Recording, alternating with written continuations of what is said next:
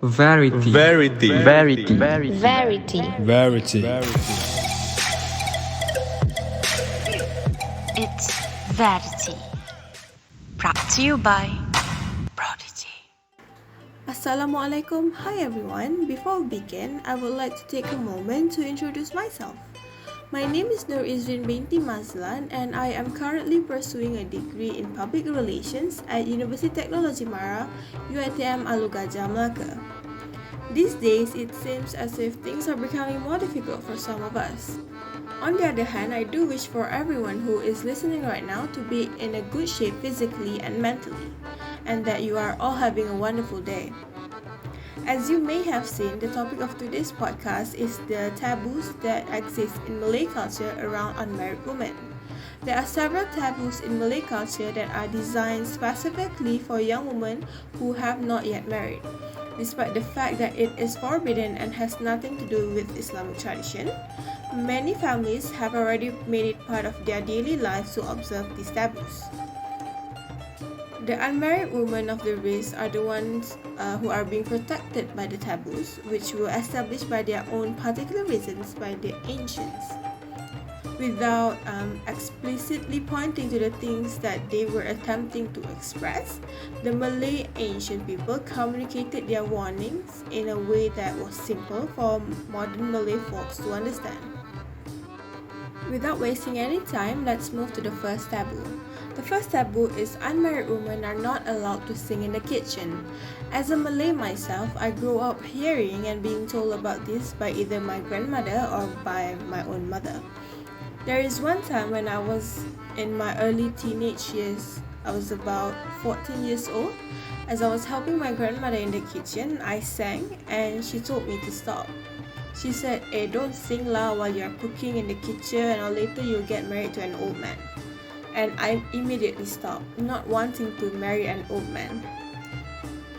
So the actual reason behind the taboo is actually for the cook, which usually is the woman, to not be distracted. Cooked foods like rice may be squashed if they are too preoccupied with singing. In terms of cleanliness, meals cooked while singing may be exposed to saliva that may contain certain germs that might transmit sickness. The example that we can use in today's society is COVID-19 itself. Many know that COVID can be transmitted through saliva and it could be dangerous.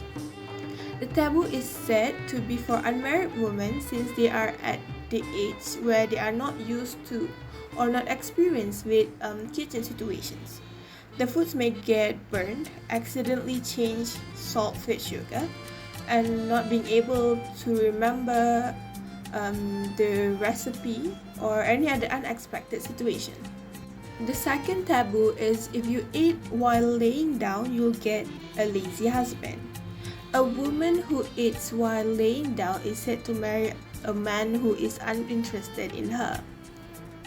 Well, eating while laying down at the dining table is considered impolite in terms of logic and manners when done at the table. Meanwhile, from a health point of view, this action makes it more difficult for foods to be digested in our digestive system.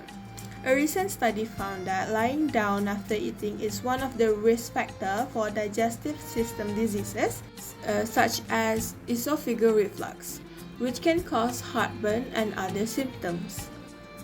Although this taboo appears to be little, there is scientific data that may be gleaned from this situation. The third taboo is unmarried women are not allowed to move around while eating, or else they will have a lot of husbands. Well, the taboo is actually to avoid the daughters from making more than one place dirty as they are eating.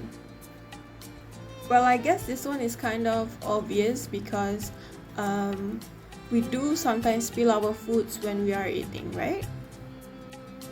The fourth one is it is not appropriate to sit on the stairs because they will get married late. Well, the actual reason behind it is actually to prevent them from sitting on the stairs as it will hinder people that needs to pass through. As you may know, The traditional house usually have stairs before they can come into the house. So sitting on the stairs there will make it inappropriate and causes trouble for people to come and go from the house. Well, moving on to the next taboo. Before getting married, they are not allowed to go out with their partner for at least 40 days. The actual reason behind it is it is to avoid societal charges as well as regulating the desires of the marriage. It is also to inspire thoughts of revenge between the pair till the wedding ceremony takes place. Okay, as for the last taboos is unmarried couples are not allowed to go out freely when their wedding is near because fear of being black magic. As you may know, in Malay culture, they still believe in black magic. Yes, we do still believe in black magic. As a Malay myself, I have seen a few black magic that is happening around me.